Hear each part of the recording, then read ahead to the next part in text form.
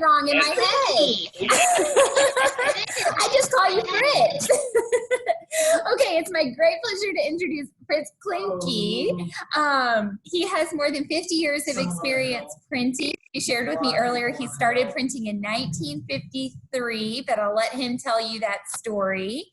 Many of us know him because he owns NA Graphics, which is located in Silverton, Colorado. That's a business he started in 1996.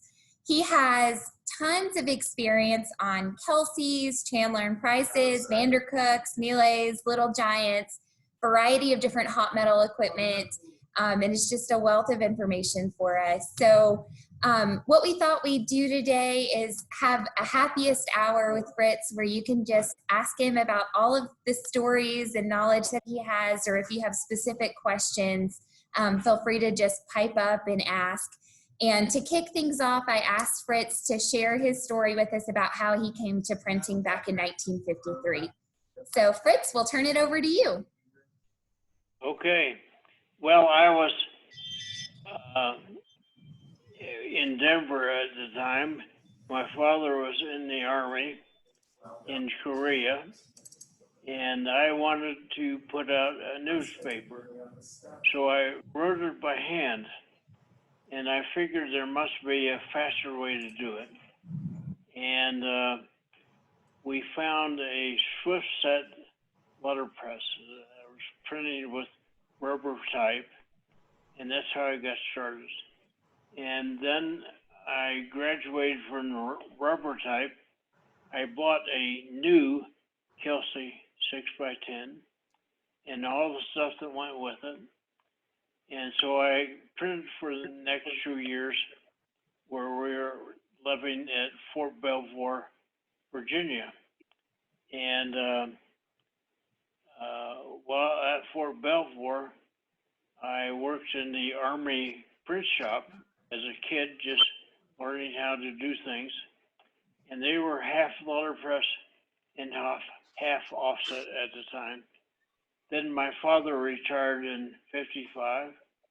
We moved to California, to Palo Alto.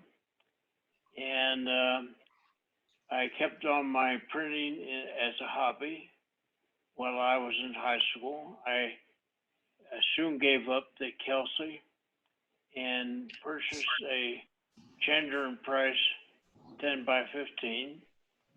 And then by the time I was a senior, I had the awful decision of what to do. And the only thing that interested me was printing. So I happened across a National Geographic article on Carnegie Institute of Technology, and that is now Carnegie Mellon University. And so I went to their School of Printing Management for 4 years. And I was in the last graduating class because they decided by the time I was a junior that their printing school was too much like a trade school. And they were just getting into computers, thought that was the wave of the future, and I was the wave of the past. And so then after college, I spent 2 years in the Army. Then I came out and worked for Lockheed in publications, and for 2 years, and then for a couple of years, I worked for a printing company in San Francisco. This was a large company. We had 300 people. It's called A. Carlisle and Company. And we had both letterpress and offset. We also had steel die engraving. So I did that for a couple of years, then went to work for a company in Palo Alto as a purchasing agent. From there, by then I was almost 30, and I wanted to move to Silverton, Colorado. that dovetailed with another interest I had, which is railroading. And for the next 32 years, I ran a restaurant. I owned a restaurant. At one time, we owned 2 restaurants. But in the background, I always had my printing. Then in 1996, we were faced with the fact that maybe we weren't going to stay in the restaurant business. I had a partner by then, business partner, and the two of us wanted, we were in construction, and we decided we might better have a backup business, and NA Graphics came about. Now, NA Graphic, well, by 96, letterpress was about dead as it could be as far as a commercial process. So I bought NA Graphics, and we built onto our building to house NA Graphics. And then in 2007, 2008, we built a new building, sold the restaurant, and I've run NA Graphics in the new building, and my partner has run the construction part of our business, and we're still at it today. He's been my partner now for 46 years, and we're still going strong. That's the short of it. That's the end of the story.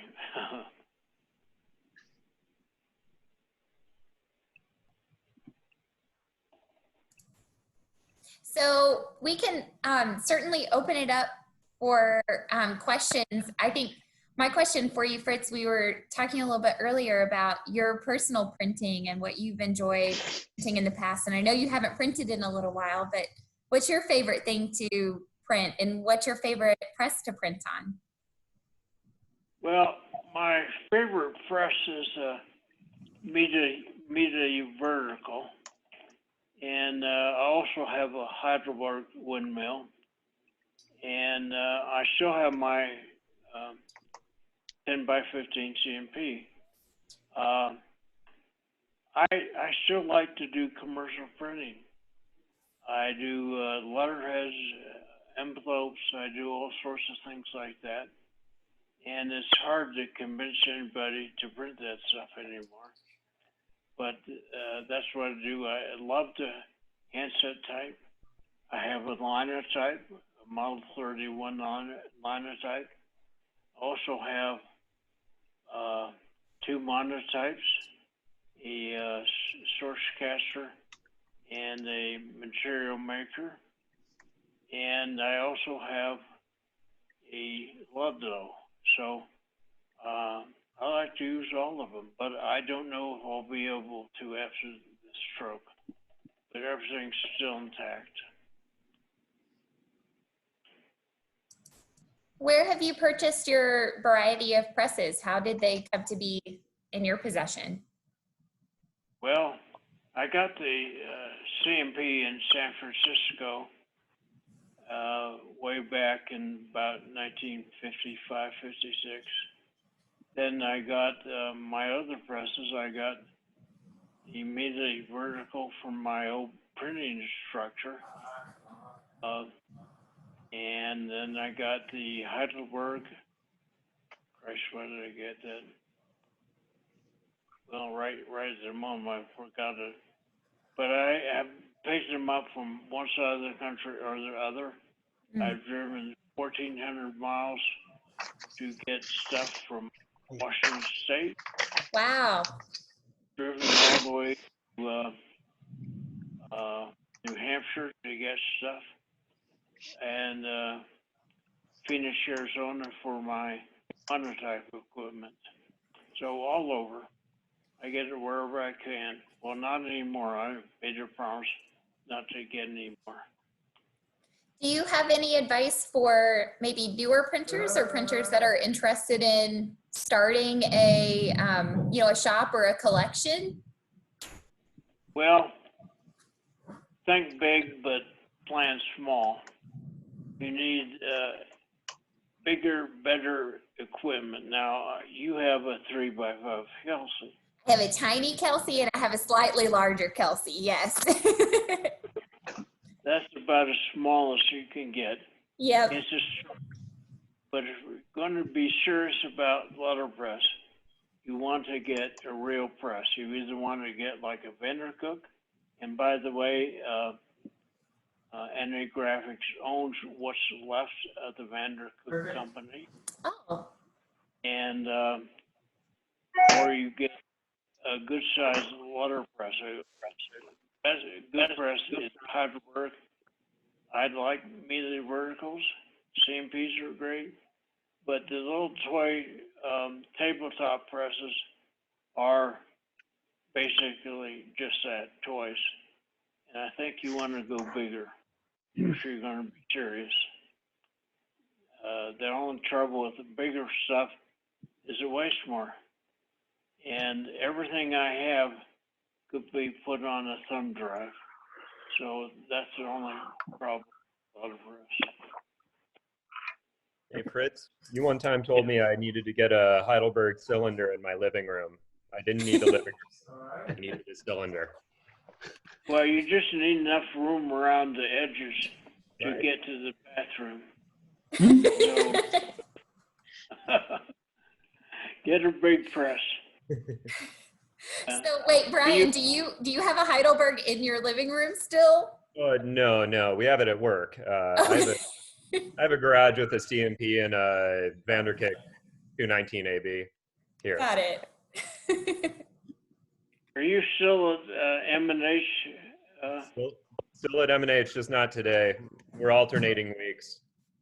Oh, I see. Okay. So I did a melt My yesterday. cylinder's as big as my living room. What's that? I think my cylinder press is as big as my living room.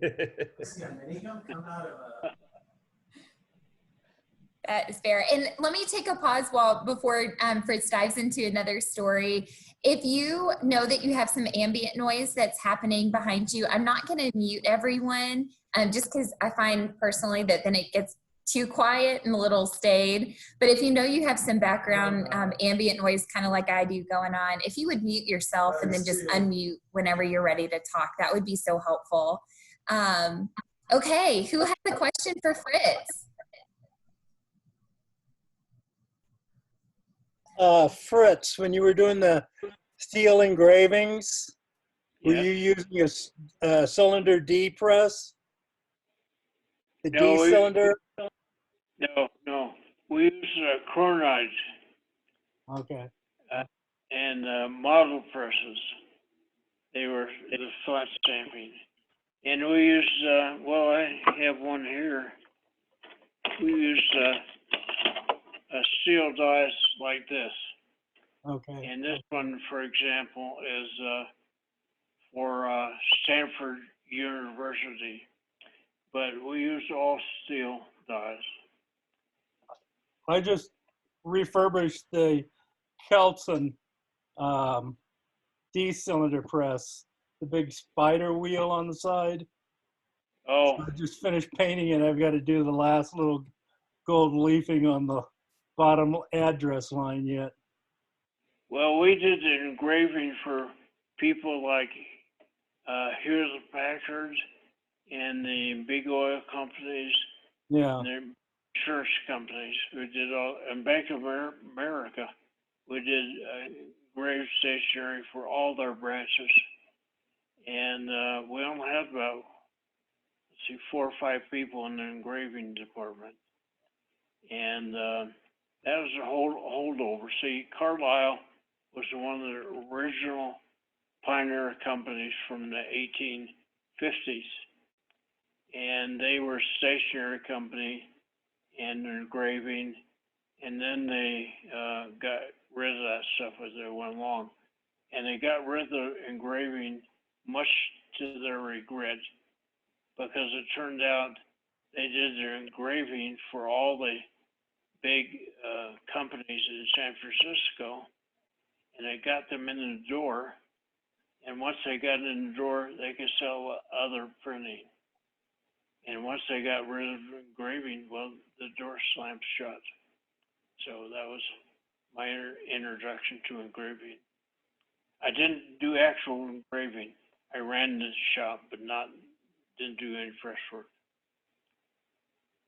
Well, I came across that video while I was trying to research the press and find my missing parts. And it shows these guys with a thin 16 gauge plate, and he's taking a little squeegee and squeegeeing the ink across and then running it.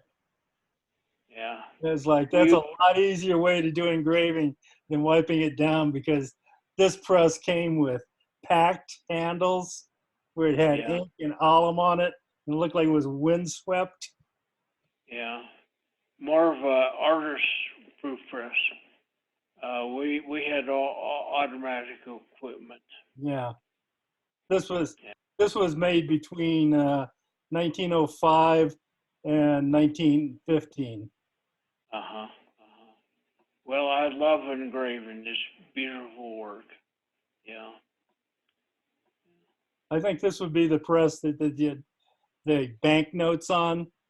When the English were doing 5-pound notes during the war, they were making them 2 at a time by hand, making the paper, and then they'd print 2 up. Yes. So it looked like the process they were using to print them. Could be. If you go to the documents where it shows the Germans taking the prisoners out of the war camps and setting them up in a little print shop to make the fake 5-pound notes. Yeah. It's all starting to make sense now. Yeah. Fritz, I have a question for you. I know you joined the meeting yesterday with Mitchell, and he talked a lot about restoring presses, but I'd love to hear your best war story about a press. Did you ever get one that you had to do a lot of work on, and what was that like for you? Well, no. I usually got presses were ready to go because I'm not great on mechanics. And so I would clean them up and oil them and so forth. But I plugged them in and kind of expected them to print. And of course, now it's changed. I've got Vandercooks in addition to all my other presses. I have a SP15 now, sure, and then the SP15 and SP20 at home. And those I plan to someday sell. But I don't like to have to restore equipment. I like to plug it in and let's go. Me too. I'm with you on that one. I'm learning I'm much better with plug and play as well. Not quite as handy. So I'll give you, it's much less frustrating that way, Fritz. Yes. No, I find it far easier than to restore. Maintenance can be pretty fun though, eh, Paul?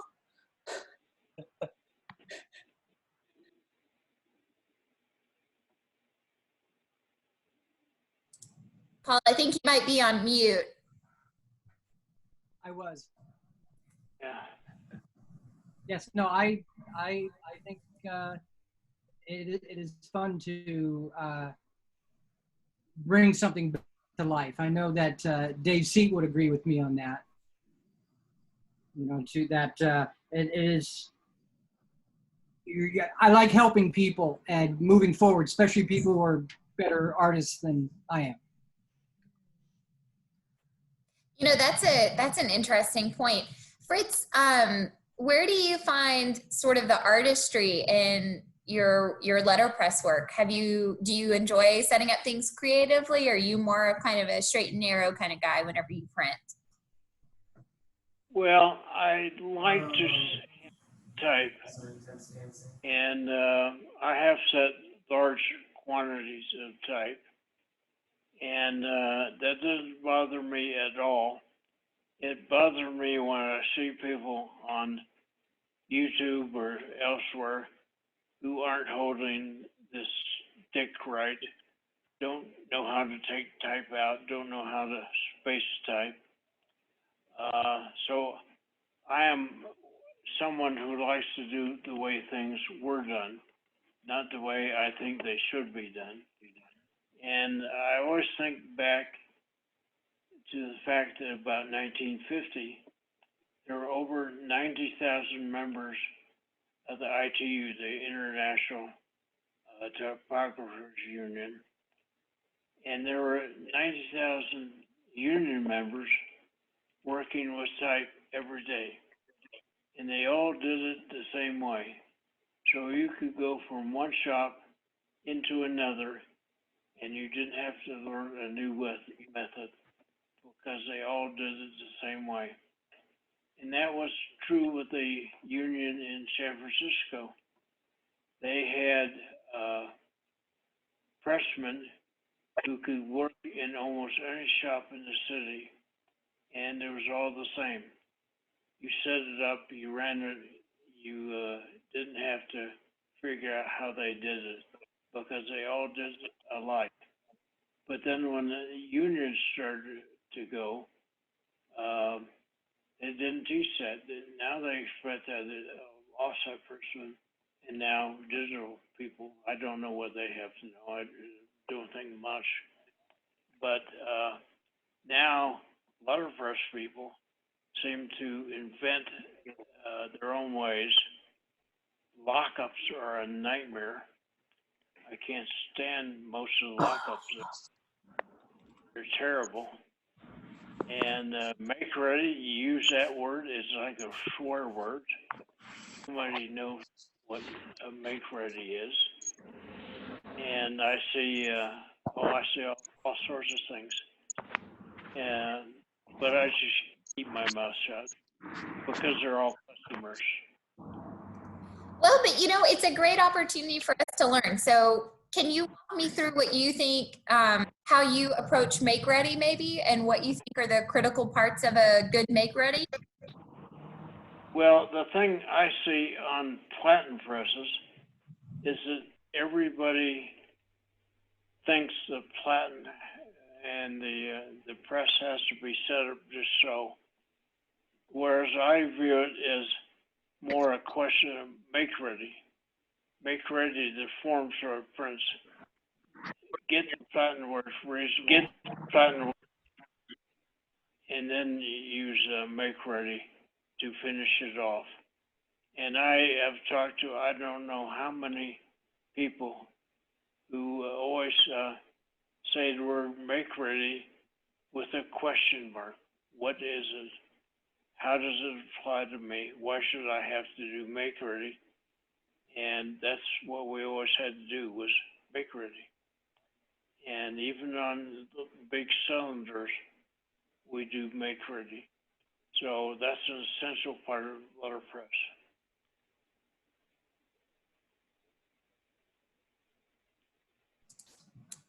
That's a good point. That's a good point.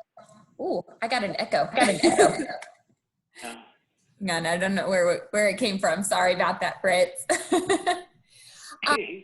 So, you know, I think it's really interesting that you observed that back when you were printing, you know, everyone was pretty consistent because you all had the same education. And I would agree that it's changed a lot because many of the, you know, even universities don't necessarily teach it all the same way. There's not quite as robust of trade programs now, and it's really hard to know the right way to do things or the best way to do things. And that's part of the reason I'm so delighted we've had so many people interested in talking to this group so that we can learn from you guys about how you do things.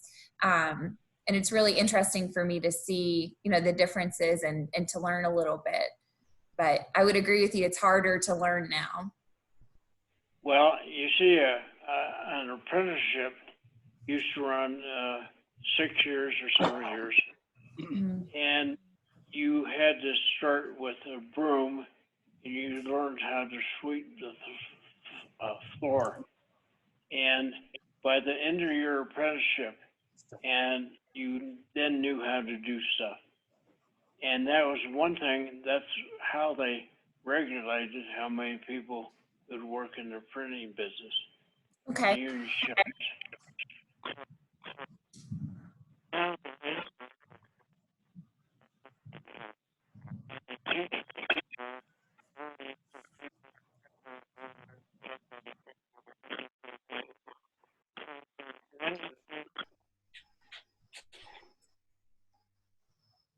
Well, I was just saying that There he is. do the same things through the apprenticeship program. And there's one way everybody all over the country learned the same technique. And now there's no apprenticeship program. And it's everyone for themselves. Mm. And the teachers don't know what they're teaching. They're just trying their best. They don't know either. So I see a real hodgepodge of instruction. Yeah. And you get a hodgepodge of quality too. And you can't do things with a hand press like a Kelsey that you can do with a CMP, and you can't do things with CMP that you can do with a big press like a Heidelberg or a Mesa vertical. And we don't have the big rotaries or all the other stuff of butter press, but we do have good presses available to us. And I realize that people don't want to try and get too much stuff because what if they decide they don't like it?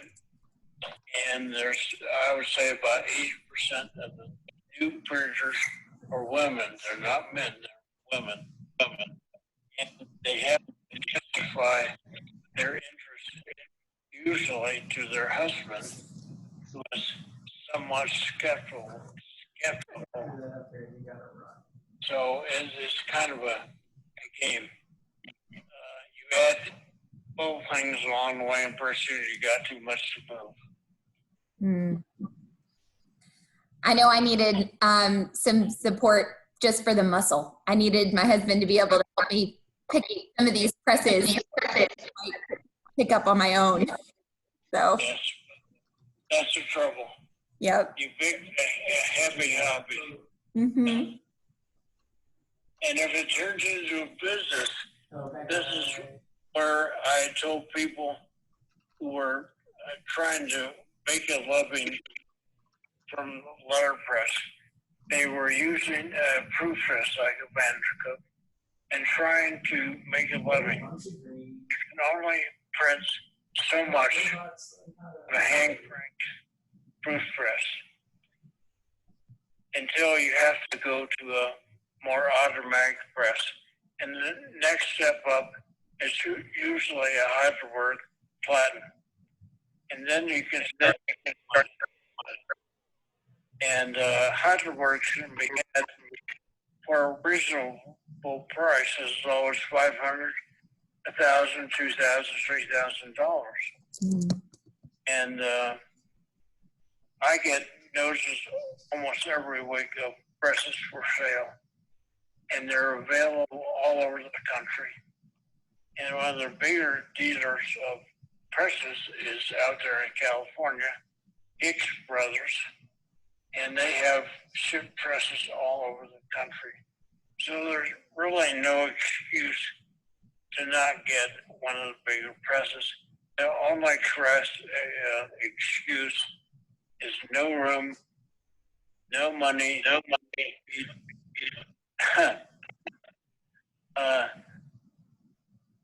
you don't have support to buy it from your spouse or your significant other.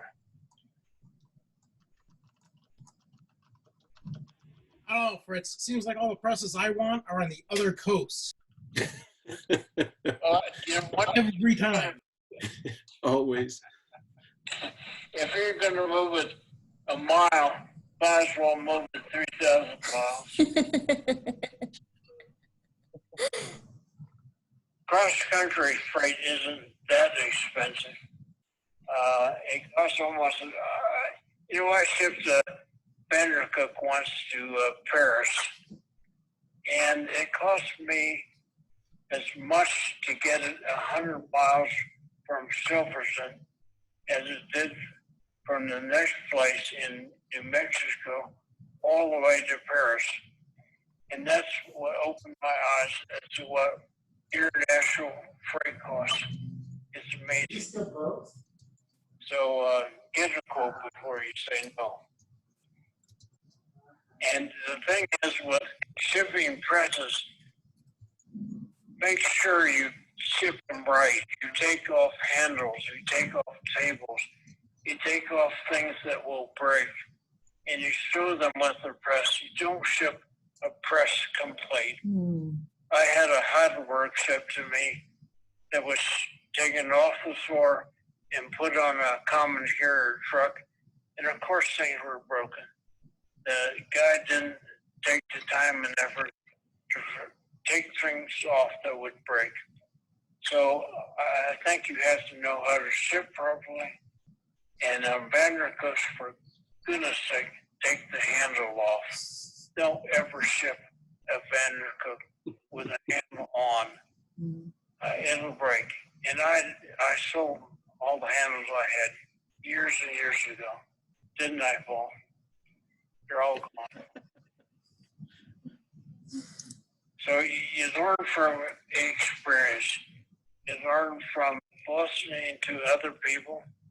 You get the opinion of people who are in it for real, not for hobby. Usually we'll take the time to try to explain something to you, to help you out. And you don't shop for the answer you would like. You shop around for the answer that gives you the best information. That's a great point.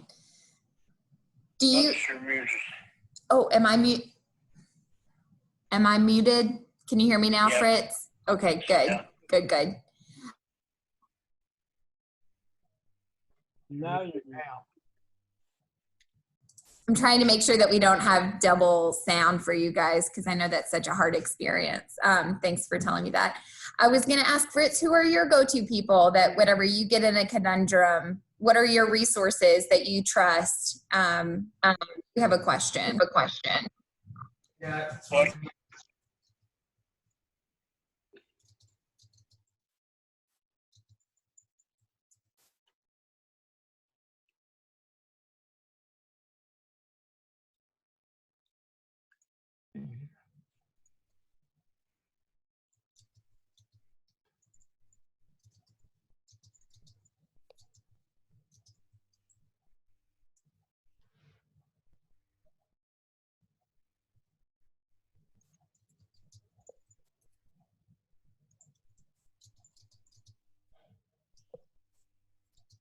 Can anybody hear Fritz? I can't hear you. Yeah. Okay, nobody can hear him. I can't hear anything. Can you guys hear now? No. No, we haven't heard him for a while. Okay, can you hear him now? That's pretty good. Fritz, Can you hear me? say your list one more time, Fritz. You said Dave Oh. C., Paul Moxon. Eric Hayub. There are about 4 or 5 people I use almost exclusively for help. And they're quite good. I trust them. I've been in their shops. I've seen their equipment. I see how their work is. And so I'll use them. You get too many people in the mix and it's just too much of a mess. So guys, because of the audio, it's helpful if I'm not talking. So if you have a question, now would be a great time to post it to Fritz. Okay.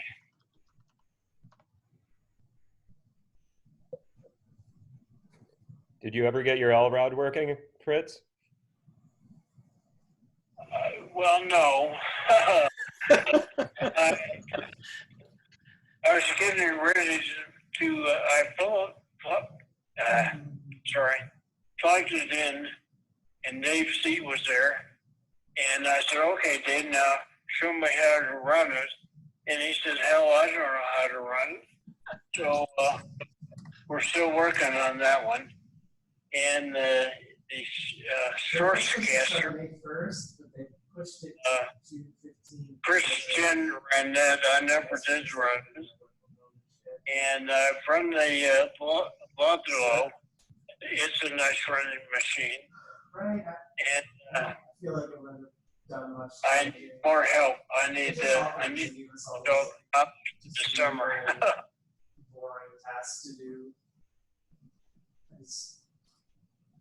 Someone's trying to talk, I don't.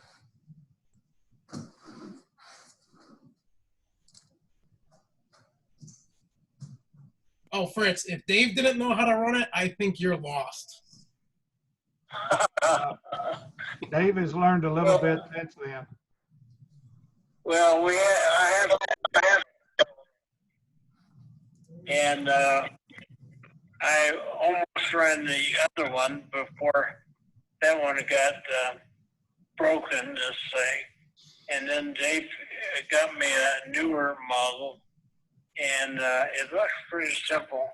I just never got around to running it when I had my stroke. I've got about 6,000 pounds of metal and nowhere to run it. I'll do that someday. I'm having, I get lots of slugs from elsewhere. And so far, the only problem I have, the only part I have trouble with are gauge pins. We can't find gauge pins anywhere. And I don't know, that's a real dilemma, what to do. I had a call this morning. The guy said, where can I get them? I said, I can't help you. So we're having that problem. So supplies are getting very hard to find. So that's my current problem right now. We finally got tendon paper. That was not going to be made anymore, but they decided to run it again. So I got tendon paper back in stock, but it's very difficult. And now with this pandemic, I don't know what we're going to do on some things.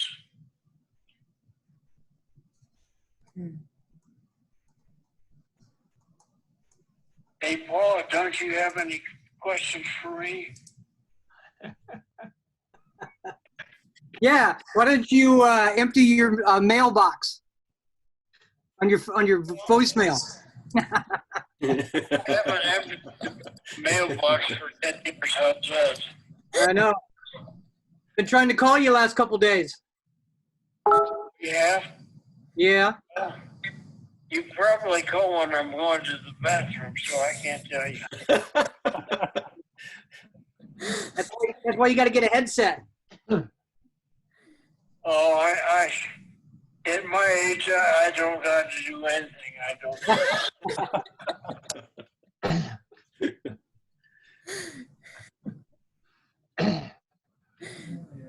That's great. I am here 7 days a week. I have a helper come in right now every other week, but she's an artist, not a printer, and that makes a big difference. She doesn't know what the stuff is. She doesn't know why we like all this stuff, and it's kind of hard. I'm the only one in, I don't know, a couple hundred miles maybe, who does letterpress. There was a time after I had my stroke where my partner was told I wasn't going to make it. So he thought, oh my God, I got all this crap. I got presses, I got type. Now I've got to get rid of it. Well, I got better. So that solved that problem. But now he tells me I still have to get rid of it. But I don't know what I would do with it. I've got 6,000 or 7,000 packages of brand new ATF type. What do you do with it? And Dave has been out here to help me. In fact, he helped me last year for over a week. And we got the business going again. And my partner thought, well, okay, got a week to clean it up and then shut down the graphics. And I said, I can't even get in the front door in a week. So here I am, I'm still open, we're still doing business, and I still have my partner. He's younger than I am, so that makes a difference. He's not a printer. He doesn't understand what you do or why you do it. No, he doesn't. Well, it helps when there are people around you who are sympathetic. You know, I knew a printer once. He must have passed on. But his wife reached her limit, and she said, that's it. You're not going to buy another piece of type. You can't have any more type. And well, he was down in, I guess it was Houston. He worked for Aramco. Okay. And so he would get new type and add it to the type he already had. So some cases had 3, 4 different, 5 different faces in it. And somehow kept them all separate. He says, don't ever send anything to my house. Don't let my wife know. I want to keep on printing. So when you have a will, you have a way.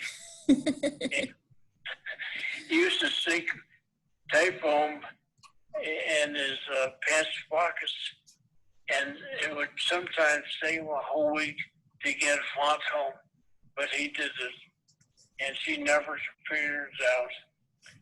But he kept adding to his show. That's one of my favorite stories. That's pretty sneaky. Yeah.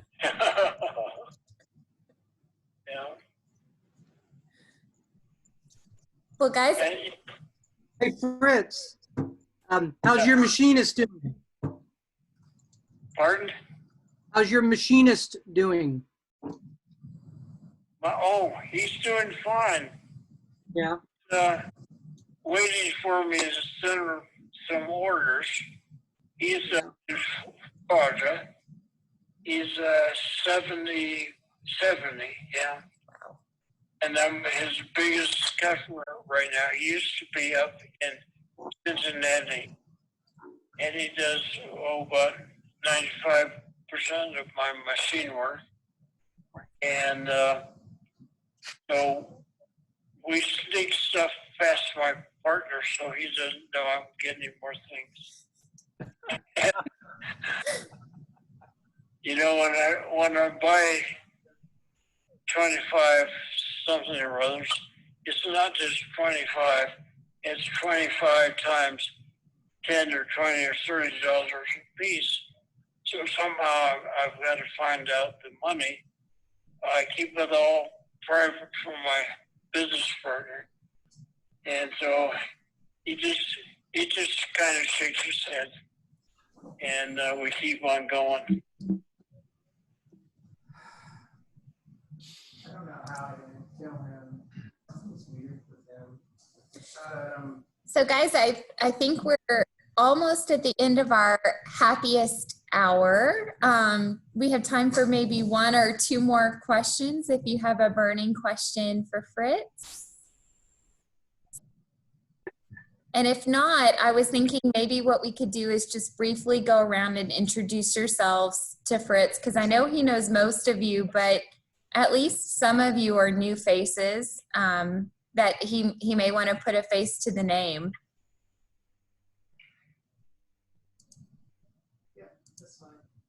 Sure. I'm Sean Osborne, and I live in Oakland, California. Okay, Sean.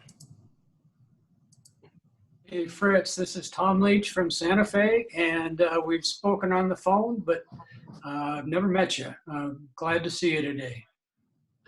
Well, thank you. Ken Brownlee here from your old hometown, Palo Alto. We've corresponded a number of times. I worked for your brother Dick for a number of years in the 80s at HP, and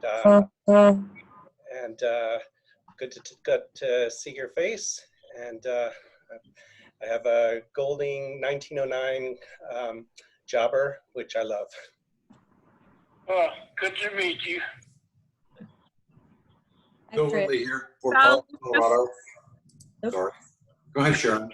Oh, I'm Sharon. I live in Oakland, California also, and you've helped me with some parts for my 219 old style. In fact, I need to place an order with you with the Moxon Special and get some worm gear. So you'll be hearing from me soon. Okay. I just wanted to say hi. It's good seeing you again. I've been up to visit you once, but I haven't gotten around to it again, but I need to do that. Good seeing you. Okay. I'm Val from Bower Box in Baltimore. I have the Colts Armory press that I dragged out of a basement, plus a couple of Vandercooks.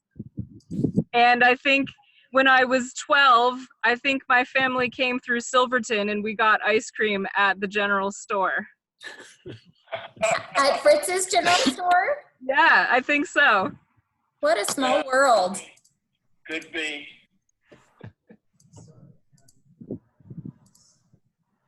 Hey Fritz, this is Yvonne here in Vancouver. We've spent many hours on the phone. Last time I saw you in person was in Portland for the ATF conference. Oh, yeah. And you were ready to sell everything back then, and I'm very pleased to see that you have not. So I wish you many more years. We hope you stick around for a long time. Thank you. I'm Mary. I'm in Berkeley, California. I'm friends with Sharon. We're just across town from one another. And I just look forward to meeting you one of these days, getting out there. Okay. We'll meet, yes. Hey Fritz, it's Brian from MNH Type. You know me. Yeah, say hello to everybody. There's Dave. Hi, Dave. Hi, Dory. Hey Fritz, this is Mike from Clawhammer Press in Fernie, BC. You made some cores for my SP20 rollers and recovered my rollers this year. And okay. You're doing awesome. Thanks for doing that. Well, good. Thank you.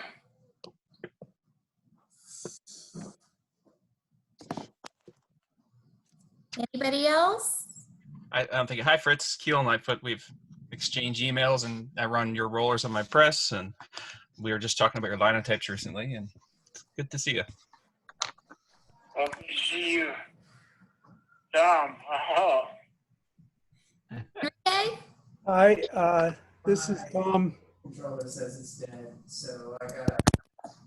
I can't tell whether other people can. We can hear you.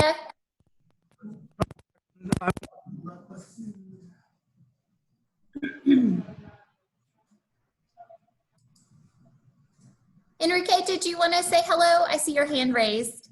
Yes, I just wanted to say hi to Fritz and Paul and everybody. I know I nagged Fritz and Paul a long time ago with restoring my number 4, my Vandercook number 4, and my SP15. Yeah, what happened to you? Huh? Where are you at now? Why are you not bugging us anymore? Well, I've gotten into some other printing topics, you know, like foil stamping, and you know, the business is growing, thankfully. And I just wanted to take this opportunity to say hi and thank you. Oh, hi.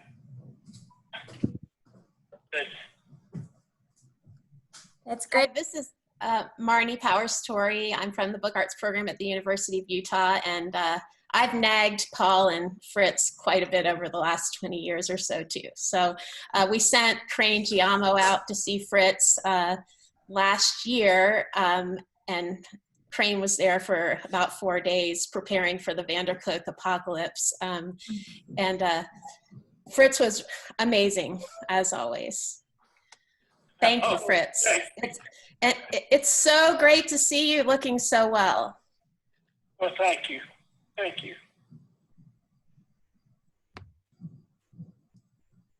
Okay, guys, anybody else? All right. Well, I was going to say hi. I said hi earlier, but not when everybody else is here. I'm Catherine. We haven't met yet, Fritz, but hopefully one day. One time, though, Paul did call you when I was helping him work on some Vandercooks, and you got a little blue because you didn't realize there was a lady in the room.